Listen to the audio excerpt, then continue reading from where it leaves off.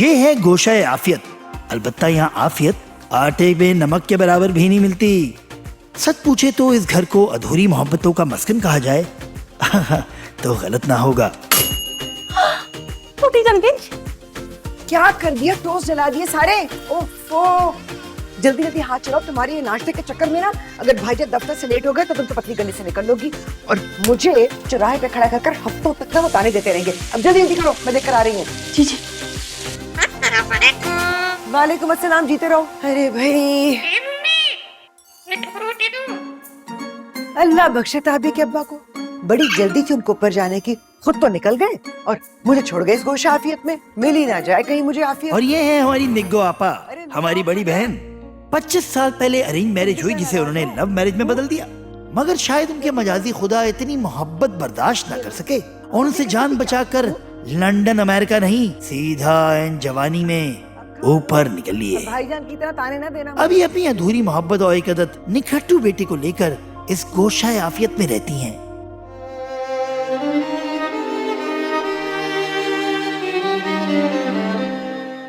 और मैं हूं सिकंदर, इजहार साहब का छोटा भाई।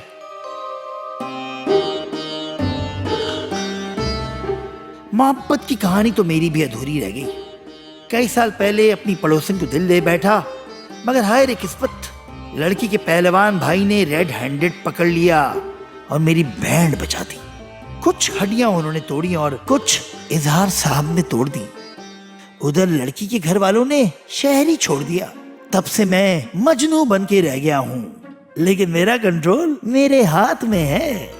जब चाहूँ मौके की मुनासबत से अपना स्विच ऑन ऑफ कर लेता हूँ, फिर चाहे देखने वाले हैरान रह जाएं या परेशान मेरी बला से। भाईजान,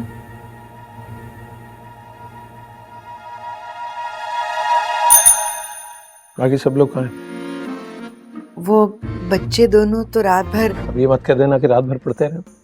दिन में पढ़ने को तैयार नहीं हो, रात को क्या पढ़ेंगे? चलो भाई, अमल का तो पता है हमें, वो तो कुछ पढ़ती है, लेकिन ताबी काश तुमने बच्चों की तबीयत अच्छी की होती नहीं तो, लेकिन नहीं, तुम्हें एहसास ही नहीं है, बल्कि किसी को भी एहसास नहीं है। और ये हैं इजहार साहब, जो करते हैं अपने ख्यालात का बरमला इजहार, मगर किसी को नहीं है इनका ख्याल। इजहार साहब गोशाए आफियत के सरबराह हैं और बेचारे अधूरी मोहब्बत में मुब्तला हैं। दूसरे बच्चे की पैदाइश पर बेगम और बच्चा दोनों अल्लाह को प्यारे हो गए। पीछे रह गए इजहार साहब और उनकी नन्ही मुन्नी बेटी। तब से लेकर आज तक तन्हा है। फिर कड़वाहट तो बनती है ना। और ये है निग्गो आपा के नूरे चशम मेहताब उर्फ फारिग ताबी। कहने को भरपूर नौजवान है, लेकिन इनके सीने में किसी चिड़िया का दिल फिट है। मिजाज उन्होंने अपने छोटे मामू सा आशिकाना पाया है। मौसूफ को इस बार भी लगता है शदीद मोहब्बत हो गई है, मगर परेशान हैं, इजहार कैसे करें। और ये है हमारी अमल, इजहार साहब की इकलौती बेटी, जो अपनी फैमिली के लिए किसी हद तक भी उधर सकती हैं। खास तौर पे ताबी जैसे बुलूंगड़े की तो ये फेरी गॉड मदर हैं। सोचती बाद में है, करती पहले हैं। ताबी, पापा सही कहते हैं, एक नंबर के निकम्मे, नठल्ले और नालायक हो तुम। जब तुम्हें जॉगिंग नहीं करनी होती इतना तैयार होके आते क्यों मेरे साथ? क्या हुआ ताबी? ताबी क्या हुआ मेरे भाई, क्या हुआ है? अमल, हाँ, मुझे लगता है मुझे ना फिर जोर से मोहब्बत हो गई है। तो रो क्यों रहे हो इस बात पे?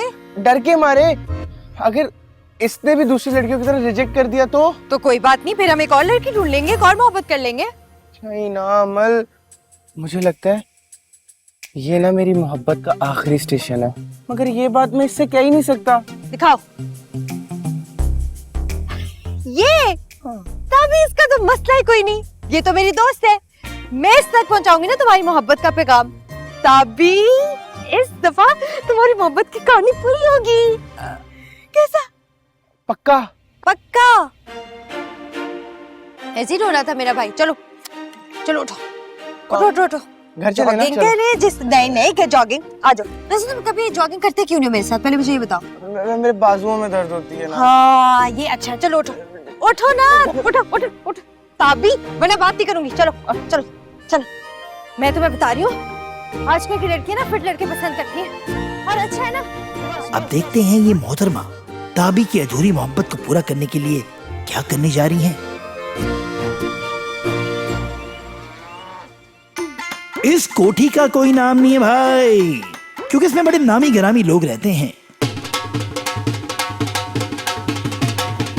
कम से कम चौधरी नफीस पहलवान का अपने बारे में तो यही ख्याल है। सारी जिंदगी उन्होंने पहलवानी में लुटा दी, बाकी जो बची है वो खाने की नजर कर रहे हैं। मुफ्त का खाना मिलता रहे और बेहिसाब और बेशुमार मिलता रहे, इसीलिए तो शादी हॉल का बिजनेस कर रहे हैं। अपने यतीम भांजे की जायदाद पर सांप बनकर काबिज हैं और सितम यह है कि उसे हवा भी नहीं लगने देते। मतलब ये आम जिंदगी में भी दाव पेच लगाते रहते हैं।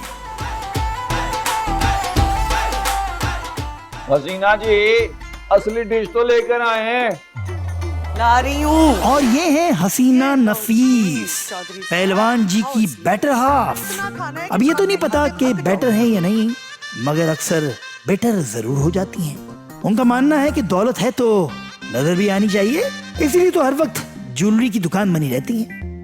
दुनिया में उनकी किसी से नहीं बनती भाई, और अपनी कवारी नंद इसरा से तो मत पूछिए कैसे ताल्लुकात हैं। इसरा कहाँ है?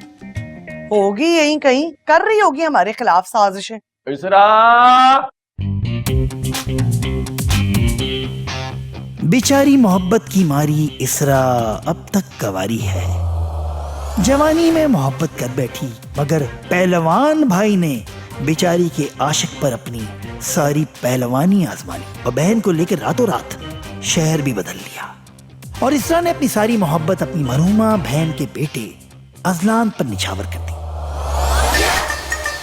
चले भाई, अब इन्हीं की कमी रह गई थी और ये भी आ गई। इनसे मिलिए, नफीस मामू की इकलौती बेटी और अजलान की मुतवक्का मंगेतर। कहते हैं बेटियां अपनी माँ जैसी होती हैं, तो ये भी देखने में हसीना की बेटी ही लगती हैं, मगर खाने का शौक इनको बाप से विरासत में मिला है। ऊपर से सितम ये कि मोहतरमा अजलान की एक तरफा मोहब्बत में मुब्तला हैं।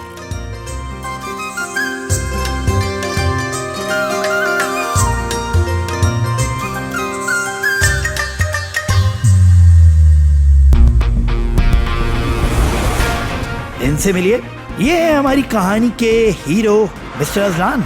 यूके पढ़ने गए थे, सॉफ्टवेयर इंजीनियरिंग की डिग्री मुकम्मल करके वहीं रुक गए। यहाँ पाकिस्तान में इनका शिद्दत से इंतजार किया जा रहा है ताकि वापस आते ही नफीस मामू उनको अपनी फर्जंदगी में ले लें। मगर अजलान साहब इतनी आसानी से तो अपने पट्टे पर हाथ नहीं धरने देंगे। मामू को कैसे गुच्चा देना है ये अच्छी तरह से वाकिफ है, इसलिए मामू और मुमानी की जहरीली बातों को दिल पर नहीं लेते। एक कान से सुनते हैं, उसी से उड़ा देते हैं। इस तरह मामू का तो पता नहीं, मगर ये बड़े खुश रहते हैं। ओ भाई जी, अजलान को फोन लाई थी, लग गया। अजलान, अस्सलाम वालेकुम। मुझे तो बात करने दे। ओए खाला से बात करे, मामू से बात करे, की बात है? कैसा मेरा पुत्र है? ये आनी, आपकी आवाज अचानक इतनी भारी कैसे हो गई? और यूके जाके भी मजाक करने की आदत बरकरार है। अब मैं हूँ मामू, और गोल्डन वर्ड्स है। मामू को मामू बना रहा है, और जिसने आपकी जिंदगी बना दी, आपको कहाँ से कहाँ पहुँचा दिया है। प्लीज मेरी बात कराए ना डैडी, प्लीज। चल रहे एडी तू दीवानी सारी बातें छड्डो पुत्र, ये बताओ आ कब रहे हो? और मैंने आपके लिए सरप्राइज जवान करके रखा हुआ है। सरप्राइज? अल्लाह रहम करे मुझ पे। मेरे यूके आने से पहले भी एक सरप्राइज दिया था आपने, काफी खतरनाक था। और याद है, मैंने आपको एयरपोर्ट पे सरप्राइज दिया था कि मैं सोच रहा हूँ कि आपको अपनी दामादी में ले लूं, है? और आप तो ये सुन के सांस लेना ही भूल गए थे, ऐसे झूम के कुर्सी पे डगा, याद है? जाहिर सी बात है भाई, कौन करता है ऐसा एहसान? बाकी सारे एहसान एक तरफ, लेकिन उस एहसान के असरात ना मैं आज तक महसूस करता हूँ। खैर पुत्र, ये तो आपको पता है कि आपकी जिंदगी मेरे ऐसे कई एहसानात से भरी हुई है। चलिए ये बताएं, आप आ कब रहे हो? मैं इसी वीक। हेलो, इसी वीक में आ रहा है मेरा बब्बर शेर। भाई जी मेरी बात कराए ना। अजलान, लो जी। हेलो। हनी भी